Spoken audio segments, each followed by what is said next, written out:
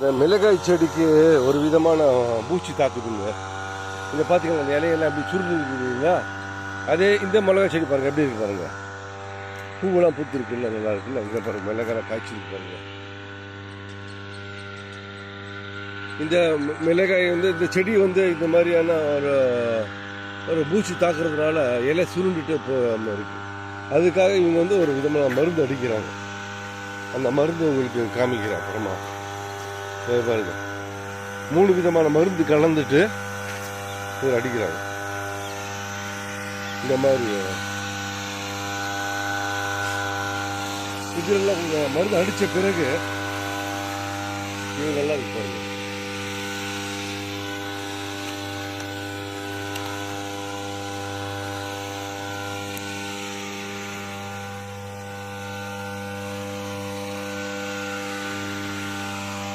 இவ்வளோ மருந்தெல்லாம் அடித்து தண்ணி பாய்ச்சி லேண்டில் டெய்லி பார்த்துக்கா ஒரு கிலோ மிளகாய் 35 ரூபாய்க்கு போகுதுங்க. இங்கே இன்னும் ரேட்டு.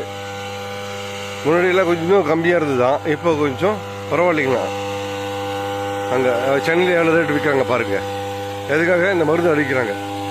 இந்த மிளகாய் செடியே வராது, போயிடும் அப்படின்னு முடிவு பண்ணாங்க.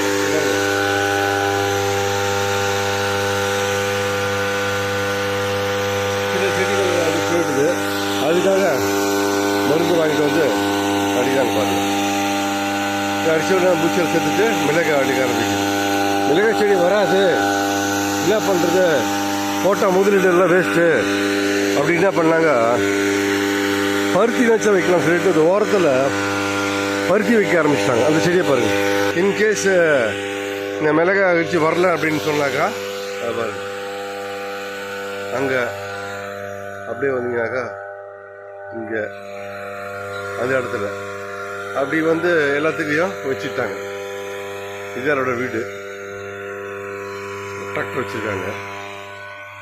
ஸோ ஒரு மிளகாய் நம்ம வாங்குகிற மிளகாய்க்கு இவங்க எவ்வளோ கஷ்டப்பட்டுட்டு அவங்களுக்கு கிடைக்கிற வருமானம் பாருங்கள். அதுவும் இங்கேருந்து கொண்டு போயிட்டு காலையில் 1 மணிக்கு வண்டியில் ஏற்றிட்டு கட்டிட்டு மார்க்கெட்டில் கொண்டு போய் கொடுக்கணும். இல்லை லேட்டாச்சுனாக்கா அங்கேருந்து கிளம்பி சென்னைக்கு போகிறதுலாம் சீக்கிரமாக போயிடும் அந்த வேனெல்லாம். அதனால் இவங்க 1 மணிக்கு கொடுத்தா தான் அங்கே போய் சேர்த்து கரெக்டாக இருக்கும். அதனால் இவங்க தூக்கத்திலேருந்து எழுந்திரிச்சு இந்த மிளகாயை கூட்டிகிட்டு மிளகாயை கட்டி அங்கே போட்ட பிறகு தான் இவங்களுக்கு இந்த வருமானம் கிடைக்கும்.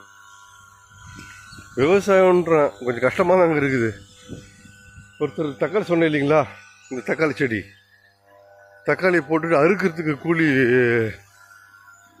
கட்டுப்படியாகாமல் இந்த எல்லா தக்காளி அப்படியே செடியில் விட்டுட்டு போயிட்டாங்க.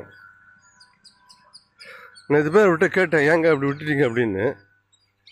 இதுக்கு அறுக்கிற கூலி கூட எங்களுக்கு கட்டுப்படி ஆகலைங்க, அதனால அப்படி விட்டுட்டோம் அப்படின்னாரு. இந்த இடத்துல போட்ட தக்காளி எல்லாம் அவள் தாங்க வேஸ்ட்டுங்க.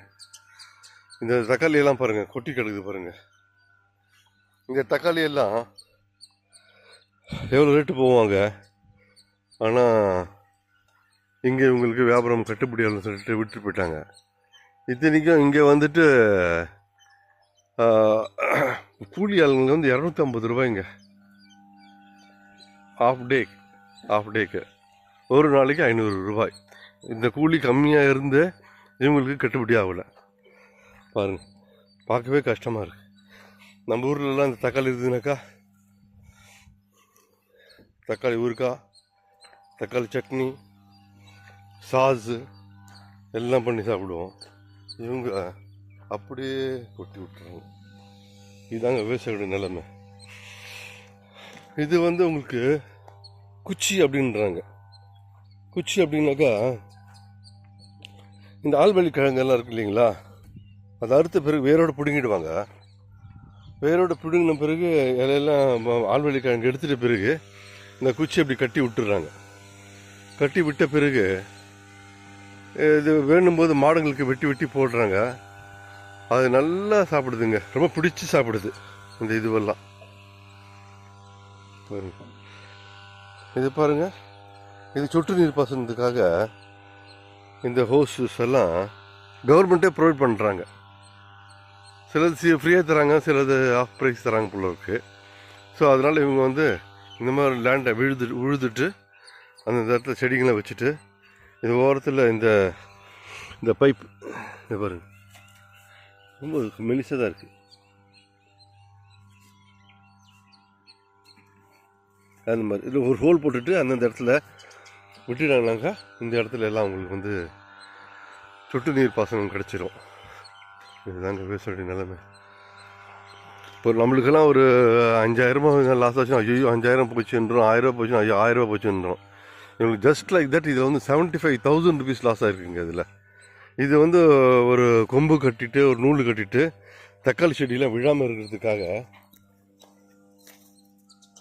நூல் எல்லாம் கட்டி விட்டுருக்காங்க.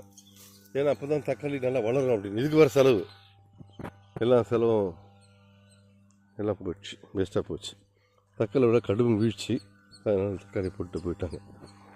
இன்னும் அவங்களுக்கு வரத்துக்கு இன்னும் தெரியல. ஈரான் அமெரிக்கா வார் நடந்துன்னு இருக்கு. எவ்வளோ நாட்டுங்களெல்லாம் தக்காளி எல்லாம் இல்லாமல் கஷ்டப்படுவாங்க ஒவ்வொரு நாட்டிலையும், இல்லைங்களா? பாருங்கள், இதுதான் இந்த ஊர். இது வீரப்பன் கொட்டாய், ஊத்தங்கரைக்கு பக்கத்தில் ஒரு 8 கிலோமீட்டர் தூரத்தில் இருக்குது இந்த கிராமம். ஸோ அமைதியான வாழ்க்கை. மாடு, ஆடு, சில வீட்டில் கோழிகளை வளர்க்குறாங்க. இதுதாங்க இந்த மண்ணை சில டைமில் இந்த தென்னை மரங்களுக்கெல்லாம் நிறைய வச்சுட்டு வளர்க்குறாங்க. அது கீழே ஊடு பயிர் மாதிரியும் போடுறாங்க. தென்னை மரம் வந்து ஒரு வருஷத்துக்கு 1000 ரூபாய்ங்க. அது கொடுத்துட்டா ஒரு மரம் அப்படி கொடுத்துரும் அவங்கக்கிட்ட. அவங்க வந்து ஒரு மரத்துக்கு 1000 ரூபா கொடுத்துருவாங்க ஒரு வருஷத்துக்கு. அவங்க வந்து தேங்காய் இலையை அடிச்சுட்டு அறுத்து கொண்டு போயிடுவாங்க. வீட்டுக்கு ஒழிய சும்மா இருக்கிறதுக்காக ஒரு வாழை மரம்லாம் போட்டிருக்காங்க பாருங்கள். இதுதாங்க கிராமத்தினுடைய வாழ்க்கை.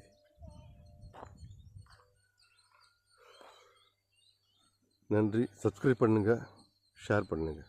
தேங்க்யூ.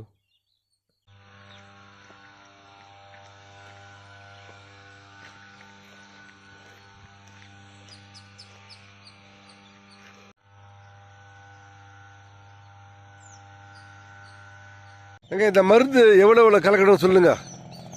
இந்த மருந்து மற்ற விவசாயிகளுக்கு பயனுள்ளதாக இருக்கும். இந்த பூச்சிக்கொல்லி மருந்துலேருந்து எப்படி வந்து தப்பிக்கிறது, பூச்சி தாக்குறதுலேருந்து எப்படி தப்பிக்கிறது அப்படின்னு.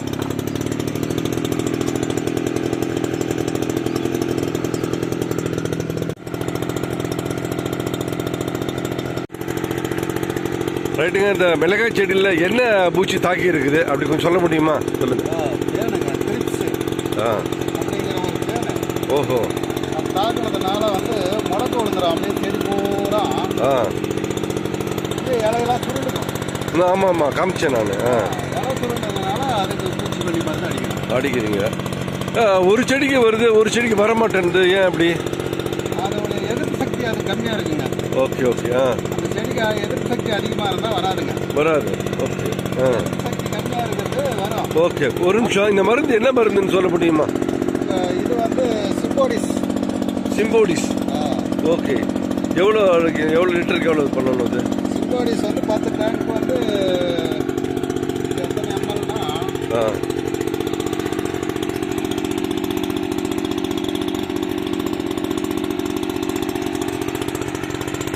25 ml. ஓ ஓகே. கட்டுங்க இந்த மருந்து. இதுதான் சிம்போடிஸ். இது வந்து எஸ்போனஸ் அப்படின்னா மருந்து பேருங்க. மருந்து பேர். Okay okay. இது என்ன மருந்துங்க போடுறது? இது வந்து ராபிக் க்ரோ லிக்விட் போட்டிருக்கு. Very good. சரி. இது எவ்வளோ கலக்கணும்? Tank 50 milli. ஒரு டேங்க் 50 மில்லி. Okay okay. இது எத்தனை மில்லி சொன்னீங்க? இது வந்து பவுடருங்களா? அது வந்து எஸ்போனஸ் வந்து 25 ml 10 டேங்க். ஓகே. இது வந்து 1/2 லிட்டர். ஓகே. இது நம்ம வச்சிருக்கீங்களா? இது மருந்து? அது மருந்து அதுதான் கலந்ததுங்க. ஓ, இது கலந்து வச்சிருக்கீங்களா? சரி. எவ்வளோ தண்ணி ஊற்றணும் அதில்? கலந்து அடிக்கிறது. Okay okay.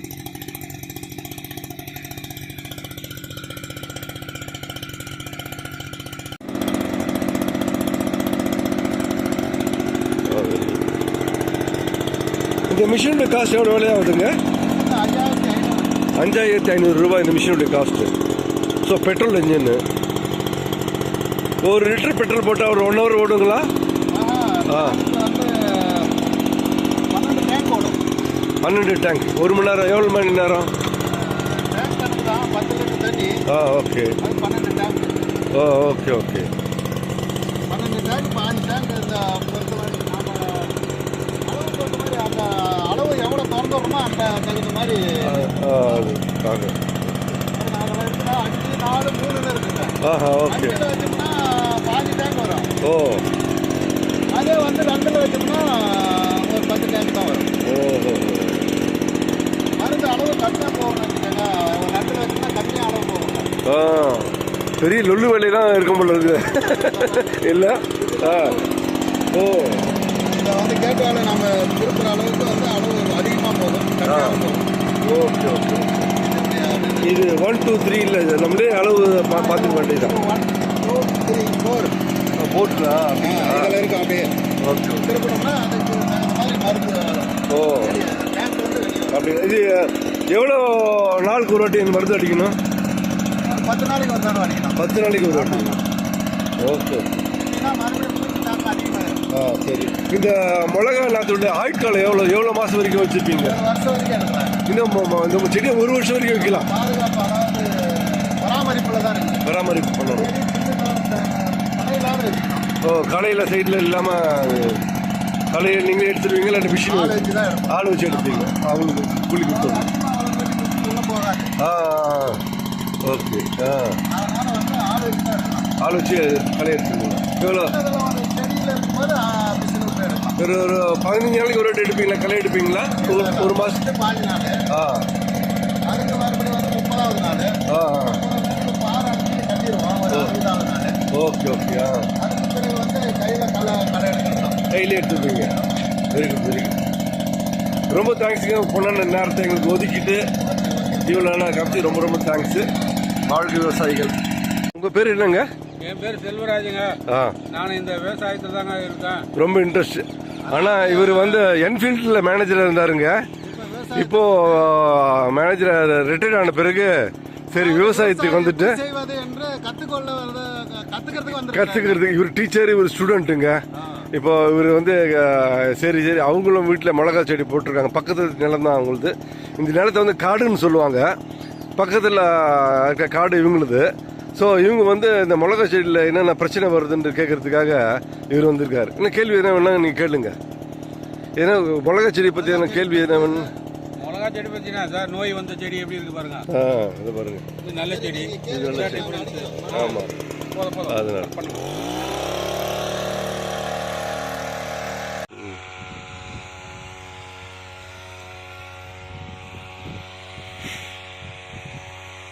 செத்து போன செடியிலே காய் வந்துருச்சுங்க.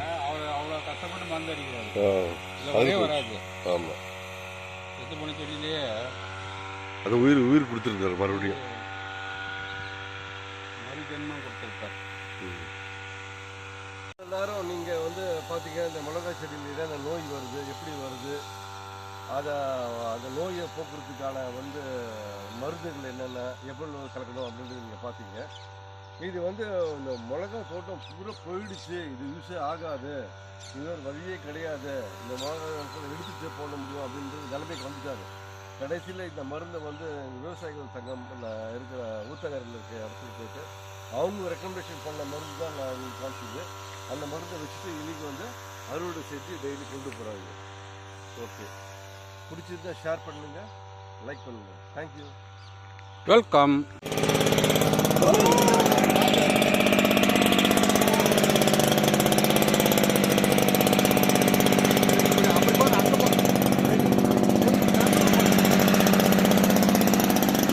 பார்த்து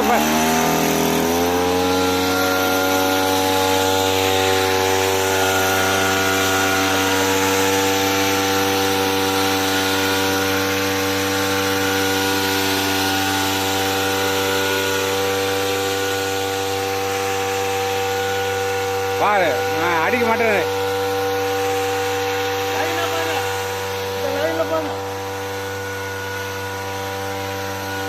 செடி மெடிக்காதீங்க.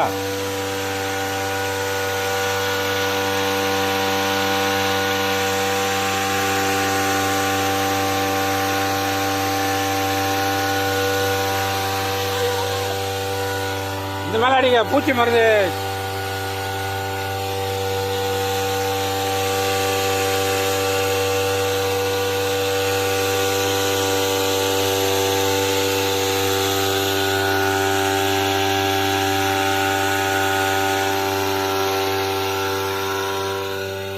செருப்பு கட்டி சொல்ல அவரை, செருப்பு கட்டி சொல்ல, செருப்போட அடிக்க, செருப்போட அடிக்கிறாருங்க.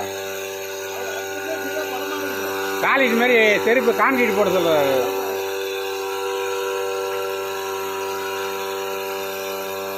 செருப்பு கைட்டுங்க, செருப்பு கைட்டுங்க, செருப்பு கைட்டுங்க.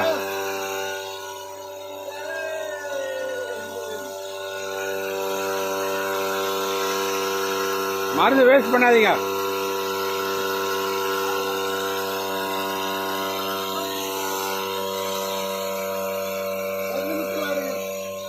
உன் மேலே அச்சுக்க போறாரு மேல. அது ஏற்கனவே நனைஞ்சுதான் இருக்கிறேன்.